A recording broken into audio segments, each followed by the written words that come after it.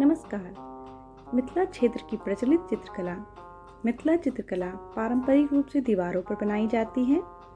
आज की इस वीडियो में आइए देखें कि किस तरह दीवारों पर मिथिला चित्रकला बनाएं और दीवारों की खूबसूरती कैसे बढ़ाएं।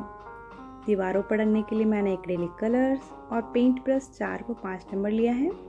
यहाँ दीवार की लंबाई 65 इंच और चौड़ाई 85 इंच है। दीवार अगर पुरानी हो तो उसे साफ कर लें। यहाँ मैंने स्केल की मदद से केंद्र से 10-10 इंच पर बिंदु चिन्हित कर लिया है। इन बिंदुओं को जोड़कर आसानी से गोलाकार आकृति बनाई जा सकती है। बिना स्केल के भी गोलाकार आकृति बनाई जा सकती है।